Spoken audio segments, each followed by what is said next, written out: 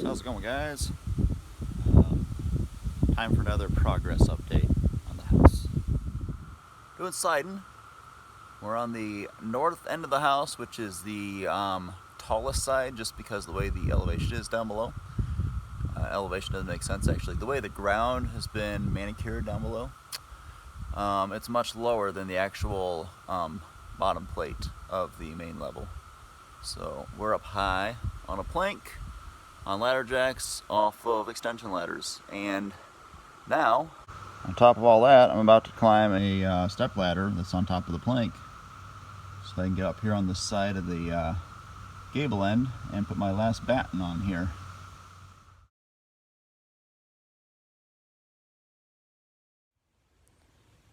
Alright, so we're gaining on this siding here behind me, running up the side of this roof line here above the mudroom.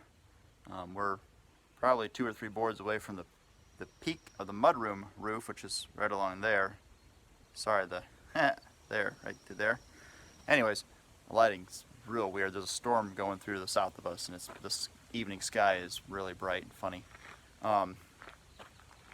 We'll be able to go a few more sheets here, then we'll have to go around to the opposite side and run up that side, so that as we come to the peak, we've got siding on both sides of the peak, so we can run one long stretch across there.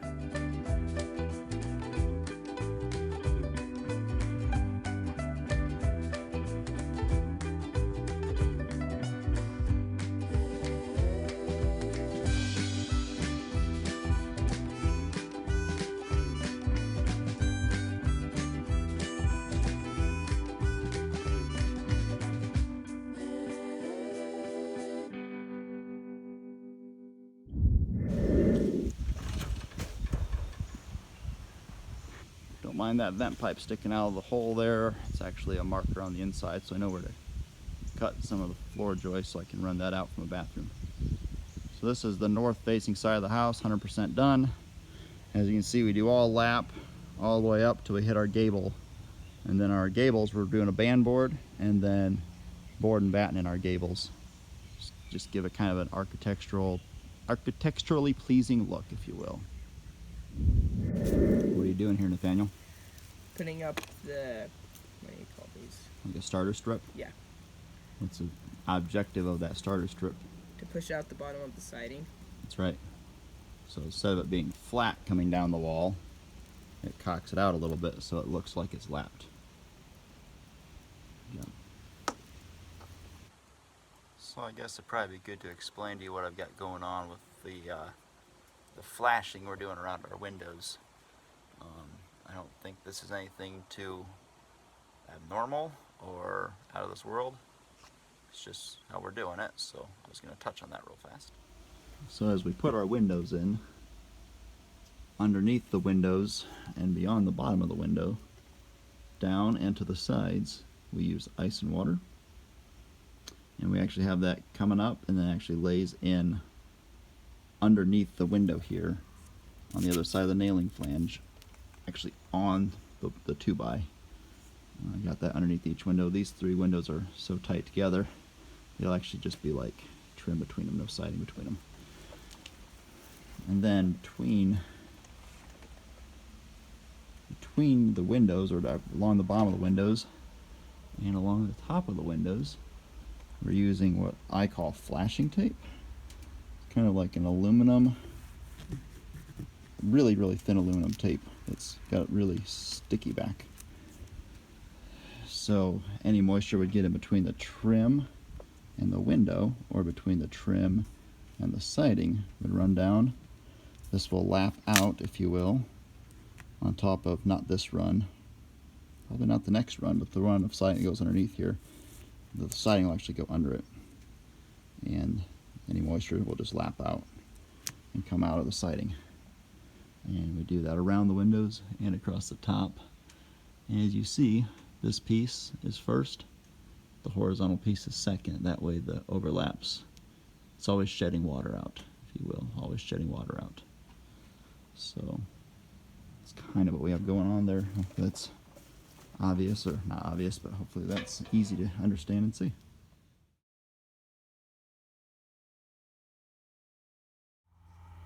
Alright guys, another one of our high elevations. See down there onto the ground. Got a mess of siding yet we're still working through. We're over here on the main body of the house, south facing gable end. And we're up on a plank suspended by the peak and a ladder jack out yonder. And death-defying stuff here. I'm standing out here on the end of the plank, which is probably about 6 feet past the peak, which is one of our points that's holding it up, and it's the weight of counterbalance on the other side that's keeping this from tipping off the ladder.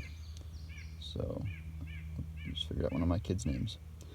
So here we're finishing up the lap siding on this end here. Hopefully be done here by the end of the day, and be working up the gable end here.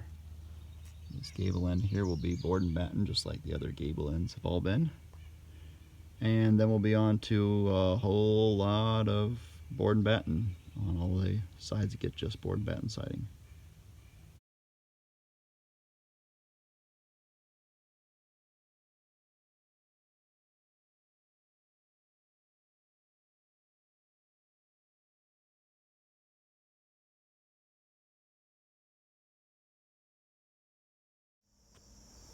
Yeah, start being able to see the contrast here. Got some lap, we got some board and batten. Architecturally pleasing. What are we getting accomplished here, son? Putting up boards. For board and batten siding? Yeah. Yep. We are circling in on the finish line, and we're putting up board and batten siding in front of the house. The side of the house, I guess, that I would call the main entrance side of the house. Although, if you want to say the side that faces the creek, which is the better view, maybe that's the front of the house. I don't know. Anyways, we're putting up board and batten. And I thought I'd touch on this a little bit in the videos because I think when most people think board and batten in the 21st century, they think of vinyl board and batten look siding. And this is true board and batten, if you will, to an extent. It's not really true board and batten, because true board and batten would be like 12 or 16-inch wide boards and then batten strips, where these are actually 48-inch wide boards, and you can just put your batten strips on whatever center point you want. We chose 16-inch on center, that way we could hit studs and have a lot of strength in behind our boards, and our battens, I should say. So I'll show you what we're doing here. Thought I'd come down to a part where there's no ladders, so it's a little less chaotic. So as you can see, this is one board. It runs all the way up to that 8-inch band board that's a break point, if you will, across the face of the house. And then, like here, we have a little strip just to finish off the part that's actually cement board siding. There should be a seam. Actually, we created 2 seams over the window to use up scrap, and then this would be like another, I believe that's a full sheet from there to there, and then obviously we had to cut around the window. So we set up on a stud spacing, so you're not necessarily going to start right at the beginning. You're going to start in wherever the stud would be. In this point, in this position here, obviously our studs are right here, here, up there where that seam is, that seam, and so on and so forth. So we're coming through now that we've got our boards mounted, and we're covering up our seams where we put our screws at, or our stud lines where our screws are at, with these little 1 3/4 batten strips to give it that board and batten look. So it looks pretty sloppy when it's just a board. The battens make it have some characteristic. And now, you may be wondering, why does this look so funny? What do we have going on here? So the lower section of the front of the house, we're gonna have kind of like a chair rail height, or maybe they call it like a wainscot height, line of slate siding here. And then we're going to end up having a covered patio out here, so that's actually an 8-inch treated board wrapped in aluminum there. And so everything underneath the roof line for the patio, and then of course coming out here underneath these windows, like all the way down both sides, all the way down to that end there, will be slate siding, like real old roof slate siding, you know, 100-year-old slate. We've got a connection that's got a bunch of slate siding. We bought some from auctions through the years, and it's just going to give the front of the house a little bit more characteristic, or character. Right there is still a door that needs to be put in. That's technically an 8-foot tall entry door right in between those two windows there. Where those light blocks are, that's not where the lights are going to be. I just screwed them onto the wall there so I'd remember to put them up before I put the slate siding on. So what I've done here then, obviously, where my cement board siding stops, I put another layer of protection over the house wrap. It's getting a little brittle from being exposed to the light for, holy cow, going on like 10 months. What have I done with my life? Anyways, so I'm putting another layer of, this is just plastic I had around, and then I had a bunch of the roof felt stuff. Putting on a whole nother layer. I'll do more around these windows and stuff, and where the door is at. And probably not where the door is at, because that doesn't matter. Because getting to the slate siding, putting that on will probably be, probably won't happen right away. It might happen next spring or something. We just want to get the cement board siding off the pallets and get it on the house, button up the house as much as we can before it gets cold outside. Then we'll be on to finishing the interior of it, which is probably where the next video will pick up. Alright, we are closing in on the finish line with our siding. Thank goodness, because it's been in the entire summer.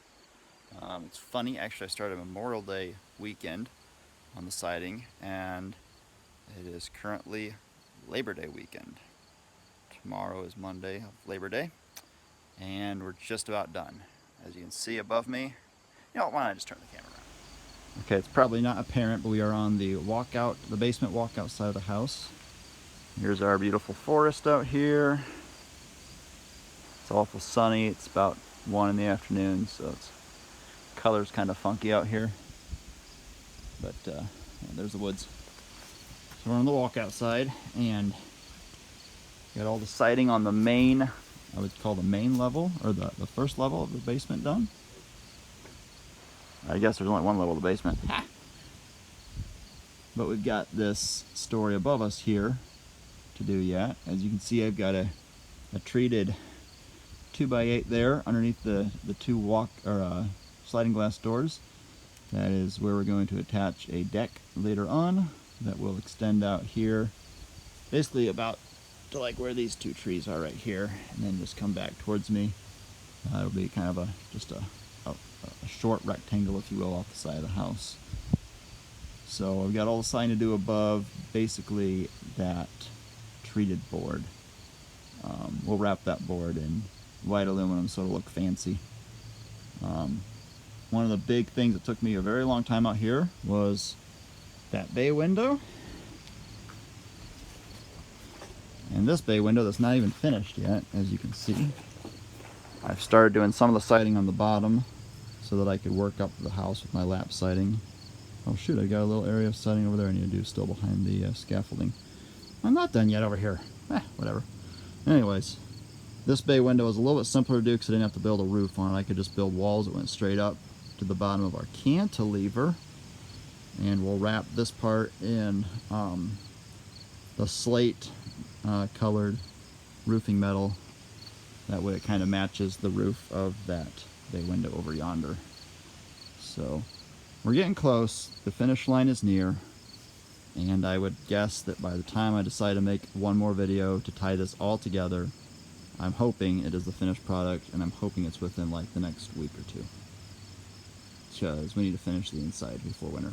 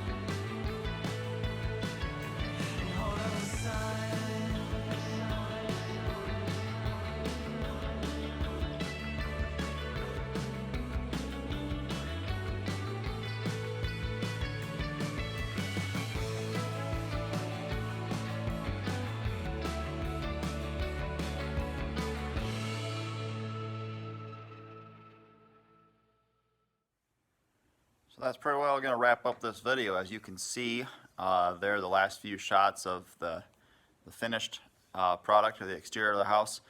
The west facing wall, which is where our entry door is, there was some parts that were not quite done yet. A little bit of trim around one window, and then of course our entry door is not in yet. And we haven't put on our slate siding, which I think I mentioned in one of the other clips, that we're going to wait and do with the slate siding next spring or maybe next summer. When the weather's nice, it's fall, it's about September 24th or 5th today, and it's getting cooler outside, and I need to be focusing on the inside. Which, as you can see behind me, we actually do have some drywall up on the ceilings already, insulation in the walls, that kind of stuff. So working on trying to get the inside buttoned up and finished, and then we can get moved in, and then we can finish the outside once we're moved in, you know, the little tiny touch-up stuff. But all in all, the exterior is 99% of the way done, and it's a good feeling. So if you enjoy my videos and you want to see more of this, hit the like button, hit the subscribe button. I appreciate you watching these videos. We'll have more house building updates as we move forward in the finishing process. So yeah, that's about all there is to this one. Thanks for watching. Have a great day. God bless you, and hold the line.